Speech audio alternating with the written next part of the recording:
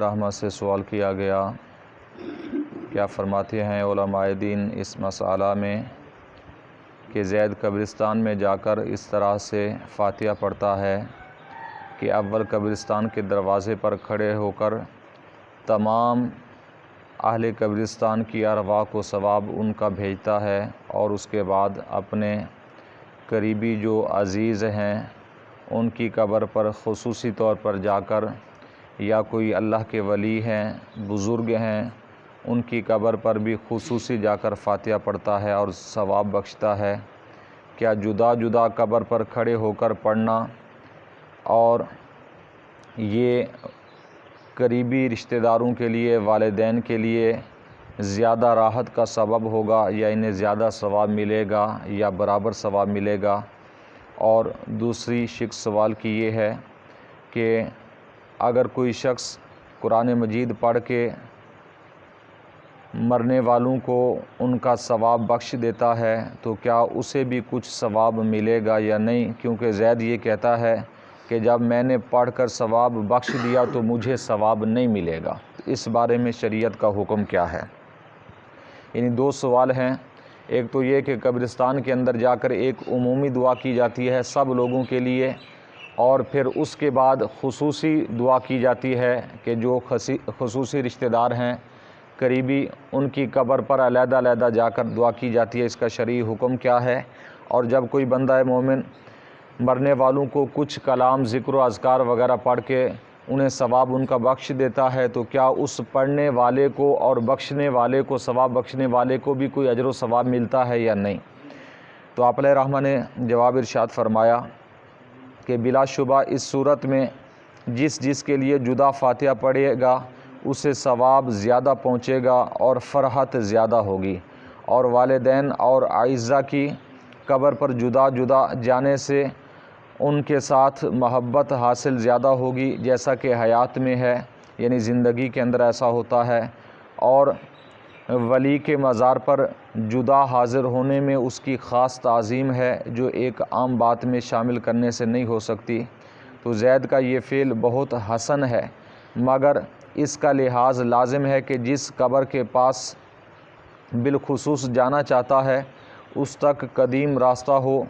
اگر قبروں پر سے ہو کر جانا پڑے تو اجازت نہیں، سرے راہ دور کھڑا ہو کر ایک قبر کی طرف متوجہ ہو کر ایصال ثواب کر دے۔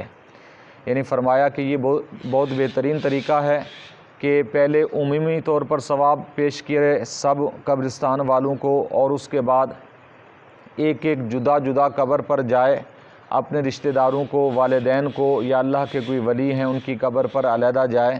اور انہیں ایصال ثواب علیحدہ سے کرے، تو اس میں انہیں اجر و ثواب بھی زیادہ ملے گا اور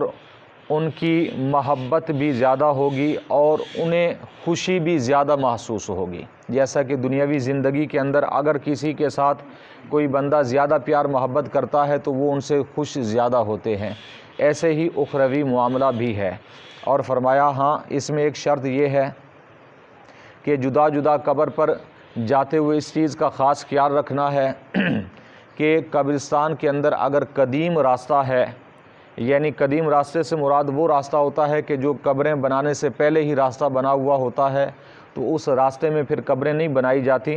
قبریں ادھر ادھر بنائی جاتی ہیں، راستہ ویسے ہی چھوڑ دیا جاتا ہے، تو پھر جا سکتا ہے جدا جدا قبر پر۔ اگر نیا راستہ بنانا پڑے یا قبرستان میں سے گزرنا پڑے، قبروں کے اوپر سے گزرنا پڑے، تو پھر اس کی اجازت نہیں ہے کہ جدا جدا قبر پر جائے، بلکہ دور سے کھڑا ہو کر اپنے کسی والد کی قبر ہے یا کسی قریبی رشتہ دار کی قبر ہے اس کی طرف وہیں سے متوجہ ہو کر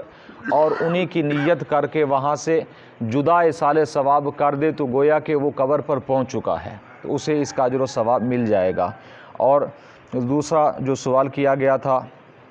کہ ثواب بخشنے سے بخشنے والے کو بھی ملتا ہے یا نہیں، تو فرمایا کہ زید اس میں غلط کہتا ہے، وہ دنیا کی حالت پر قیاس کرتا ہے کہ ایک چیز دوسرے کو دے دیں تو اپنے پاس ہی نہ رہے، وہاں کی باتیں یہاں کے قیاس پر نہیں ہیں۔ صحیح حدیث پاک میں ہے کہ نبی کریم صلی اللہ علیہ وسلم نے فرمایا کہ اپنے ماں باپ کی طرف سے جو شخص حج کرے ان کی روحیں شاد ہوں گی اور یہ ان کے ساتھ نیکوکار لکھا جائے اور دونوں کو پورے حج کا ثواب ملے، اور اس کے ثواب سے بھی کچھ کمی نہ ہو۔ تو اس کی مثالیں اور بھی کافی موجود ہیں، یعنی نبی کریم صلی اللہ علیہ وسلم کا ایک اور فرمان اس طرح کا بھی ہے اس کے علاوہ کہ آپ علیہ الصلوۃ والسلام نے فرمایا،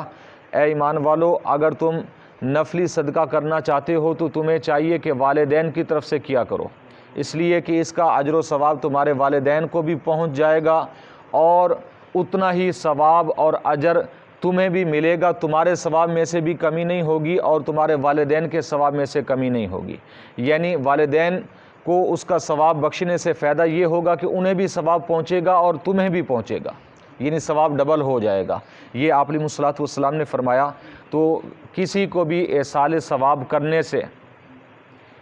یہ نہیں ہوتا کہ اس کا ثواب اس کرنے والے کو نہیں ملتا، بلکہ اتنا اجر و ثواب جتنا اسے ملا ہے۔ مثال کے طور پر اگر کسی نے قرآن مجید کے 10 حرف پڑھ کر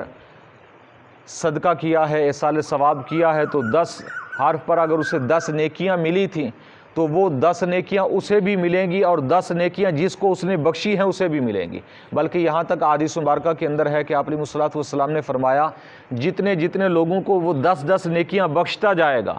اگر 10 نیکیاں اس نے 100 لوگوں کو بخشی ہیں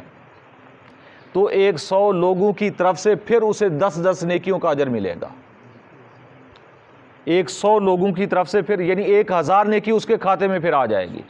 یہ جتنے لوگوں کو زیادہ بخشتا جائے گا اتنا اجر و ثواب اسے زیادہ ملتا جائے گا، یعنی جتنا ان مرنے والوں کو بخشے گا اتنا اجر و ثواب اس کرنے والے کو ملے گا۔ یہ احادیث مبارکہ کے اندر سارا کچھ موجود ہے۔ دنیا پر ہم اسے قیاس نہیں کر سکتے، بلکہ اخروی معاملہ جو ثواب کا ہے، جزا کا ہے، یہ اللہ تبارک و تعالیٰ کی رحمت کے ساتھ اس کا تعلق ہے۔ تو اللہ تعالیٰ کی رحمت بہت زیادہ وسیع ہے، تو نیکیاں اور ثواب بخشنے سے بڑھتا ہے۔ جتنا زیادہ لوگوں کو ہم بھیجیں گے، جتنے زیادہ مومنین کو، ایمان والوں کو، اس لیے علماء کرام بزرگان دین فرماتے ہیں کہ اگر آپ نے ثواب مرنے والوں کو بخشنا ہے تو لازمی یہ ہے کہ آپ سب سے پہلے تمام مومنین کو اس کا ثواب بخشیں، تمام ایمان والوں کو بخشیں۔ اس کے بعد آپ اپنے کسی خاص رشتہ دار کو اگر بخشنا چاہتے ہیں تو اس کا اجر و ثواب جتنوں کو آپ بخشیں گے اتنا پھر ڈبل ہو کر آپ کو اور آپ کے جو خصوصی ہیں ان کو اس کا ثواب کئی گنا زیادہ ہو کر پھر ملے گا۔ تو یہ اس میں فائدہ زیادہ ہے، اس میں فائدہ کم نہیں ہے بلکہ زیادہ ہو جاتا ہے۔ اللہ تعالیٰ کی بارگاہ میں دعا ہے نبی کریم صلی اللہ علیہ وسلم کے وسیلہ سے ہم سب کو دین کی سمجھ عطا فرمائے، آپ علیہ الصلوۃ والسلام کے نقش قدم پر چلنے کی توفیق عطا فرمائے۔ آمین بجاہ النبی الآمین وما علیہ الا